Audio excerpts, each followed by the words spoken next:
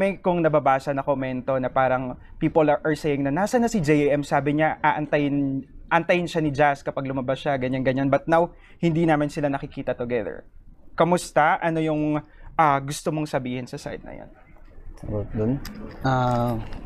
Ay, hindi naman siguro lingid sa kaalaman ng iba na sa loob pa lang naman kasi nabanggit ko na kay Jazz, hindi lang kay Jazz, at sa ibang housemates na ay, feeling ko hindi ako magiging ready paglabas ko. Lalo't higit sa lahat, hindi ko naman nakamtan yung ninanais ko dun sa bahay na mapabilang sa Big Four or maging big winner. So, andun pa rin. Pumasok ako ng PBB na sarili yung kailangan ko unahin. And then, lumabas ako. Yun pa rin yung nakita ko. Kailangan ko pa rin ayusin yung sarili ko. Kailangan ko munang iangat yung sarili ko bago ako pumasok sa isang relasyon. At sa amin ni Jess, nakapag-usap naman kami honestly. Naging malinaw sa amin lahat at parehas kami na gustong unahin yung sarili namin at friends kami. Goods. I mean, good term kami ni Jess.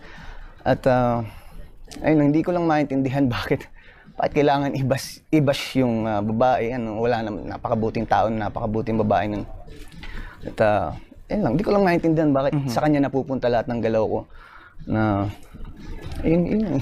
And thank you, JM, for answering that question. And I hope na linawan yung ating mga kapamilya and all the people na nagtatanong regarding the JM Jazz thing talaga. And yun nga, ang mahalaga nasabi mo nakapag-usap kayo ni Jazz and malinaw sa inyo, sa isa't isa na ang priority nyo muna is yourself and of course your career talaga. Now, if may message ka kay Jazz, JM, ano yung gusto mong sabihin sa kanya? Kay Jazz? Message ka. May message siya lang, no? Ayun, Jess, ayun, pagbutihin mo lang. Focus ka sa goal. Yun lang. Keep going talaga. Keep going. Last week, nakasama namin dito sa Kapamilya Chat yung ibang mga housemates, of course, the Big Four and si Fiang. And sabi niya, when I asked her na parang kung sino yung mga taong na sandalan niya kapag during her downtimes, nabanggit ka niya. And can we play the video? Panoorin natin to. Ayun, no? Pero Fiang, yun nga, sabi ko nga parang naging open book na talaga yung story mo, no? Kumbaga through ups and downs mo talaga na witness naming lahat and the housemates talaga. Para sa'yo, sino yung mga taong nasandalan mo during your down moments parang talaga? alam ko na yung tanong na yan General question. General question talaga. Sige, sino-sino sila? Sino-sino? Syempre, number 1, JM. JM. Kasi nga, and sa kanya comfortable. Sobrang comfortable ko talaga sa kanya. And pangalawa, Bensoy, Dongpat. Silang tatlo ang aking top 3. Grabe. So, isa si JM po mga kapamilya sa kinoconsider ng ating big winner na si Fiang sa mga kanyang nasasandalan during her downtimes. Reaksyon ni JM? Ay, nanginig talaga na. Ano masasabi mo, bro? Masaya. Bakit parang iba yung ngiti niya nung nabanggit? Pero, lang. kamusta? Reaction? Appreciated na nakita niya ako sa ganung bagay. Ewan! Pero JM, ikaw ba, do you feel the same kay Fiang na kapag may mga problema ka, isa rin ba siya sa mga taong nasasandalan mo? Oo naman, every time na nagka-problema ako sa loob ng bahay, nandiyan si Fiang, si Bensoy. Mas natatayin si Fiang. At hindi lang every time na nagkaka-problema ako Minsan, kahit neutral yung feelings ko, napapasaya pa nung above na Andun talaga siya. Talaga She's siya. always present talaga sa mga ganaps. Ano sa tingin mo yung nakita mo kay Fiang bilang kaibigan na parang, grabe, naramdaman ko na parang pwede akong maging vulnerable sa taong to? Siguro yung care niya. Saka pinakang first time na na-feel ko yun sa pananatili ko dun sa bahay nung birthday ko. Hindi ko ina-expect na sa dami ng kaibigan ko dun sa loob ng bahay, si Fiang pa yung makaisip na makaalala dun sa mama ko. At mismong birthday ko pa, so napakalaking bagay sa akin. Grabe, no? Ngayon, JM, na nandito na kayo sa outside world ni Fiang, kamusta yung friendship niyo? Yan pa rin. I mean, kung ano yung nasa loob. Masaya. And keep going pa rin talaga, di ba? Grabe. Pero ito, JM, kanina nag-post nga kami sa social media ng mga questions at ilan to sa ating mga nakuhang katanungan. Let's start with this first question. Sabi ni At I'm Aya. What was the one thing you miss doing the most from the outside world while you were inside the PBB house? Siguro, mag-phone lang. Ay, hindi rin pala. Gitara. Oo, Mag-gitara? Oo. Kasi madalas akong mag-gitara kaysa mag-phone nung nasa labas ako nun. Nakapag-gitara naman ako dun sa loob ng bahay, pero parang halos 2 beses lang ata eh. Yan. And speaking of gitara, JM, ikaw ba, do you see yourself na magkakaroon ng mga, magre-release ng sariling kanta, magkakaroon ng album, ganyan? Ako? Yeah. Boses ko. Singing-wise? Hindi ko sigurado eh. I mean, di pa ako ganun ka-confident pagdating sa boses ko. But maybe in the future, for sure, no? Maybe sana. Yes. Eto naman, susunod. Sabi ni @Maria, do you agree with being called the best man? Why or why not? Kasi ito yung parang tawag nila sa'yo eh, no? JM, the best man, Ibarra talaga. Do you agree? Why or why not? Ewan din. Kasi yung best man na yun, nanggaling kay Fiang. Siya talaga yung makakasagot kung best man nga ba ako? Kung fit nga ba ako dun sa term na yun. Sa kanya yun eh. Siya nakadepende dun eh. Kasi sa kanya nanggaling yung best man na yun. So ako, sa akin, wala nang iba ako na yun eh. Pero ano sa tingin mo, JM, yung papaano nag-end up si Fiang saying na ikaw ay best man? Siguro kasi ako yung naging best friend niya dun sa loob ng bahay.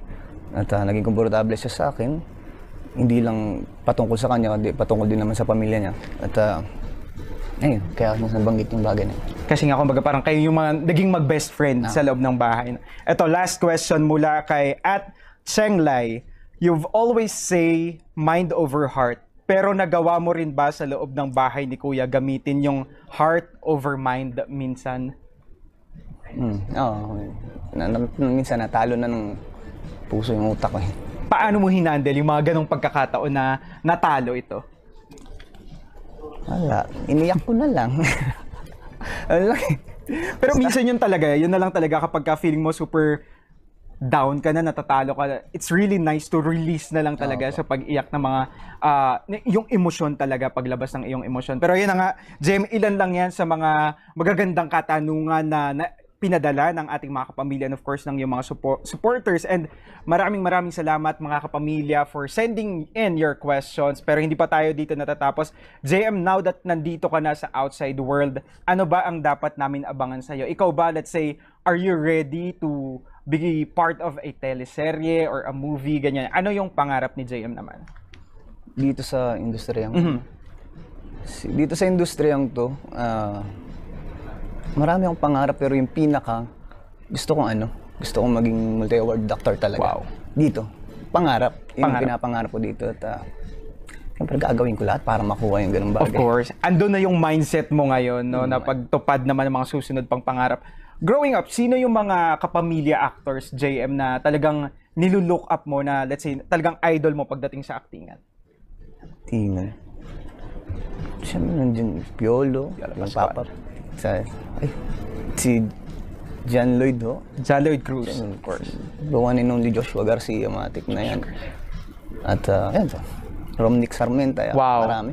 Ilan lang yan sa mga napakamahuhusay na aktor talaga natin. Pero dream or celebrity crush ni JM, sino ito? Kapamilya celebrity crush? Catherine, siyempre. Catherine Bernardo.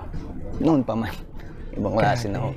Of course naman, very beautiful na dapat abangan din natin ang kanyang upcoming movie na malapit na nating mapanood, ang Hello Love Again, mga kapamilya. At syempre, naku mga kapamilya, hindi pa tayo dito natatapos, pero sa lahat ng ating mga kapamilya na nakatutok sa ating Facebook Live, kapamilya, lipat na kayo sa ating YouTube channel or sa ating website dahil mas makikilala pa natin si JM sa ating kapamilya chat first. So JM, ito naman, we will talk about your first times in life naman.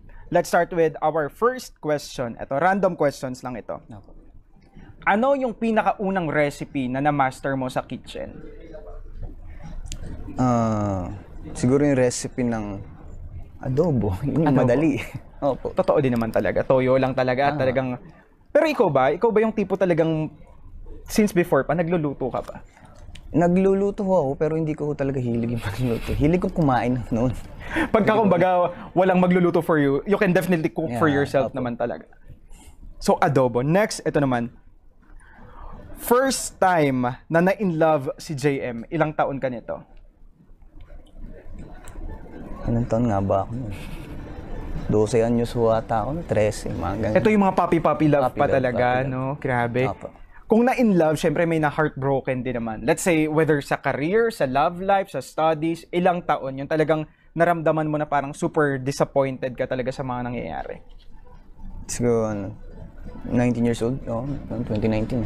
Ano ito? Sa love life.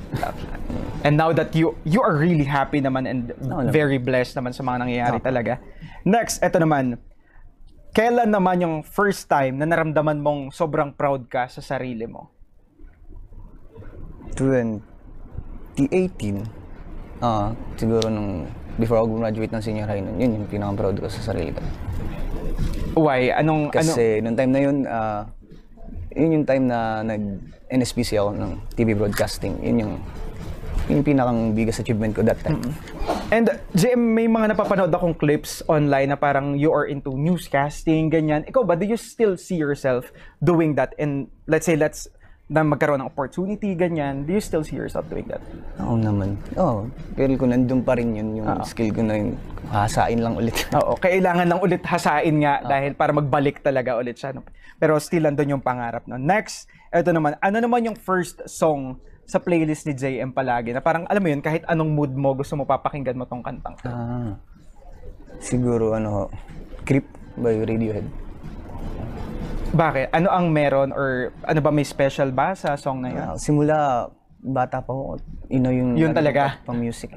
Kahit masaya ako, Yun talaga. pinatugtog ko, nandun na yun. Next, ito naman.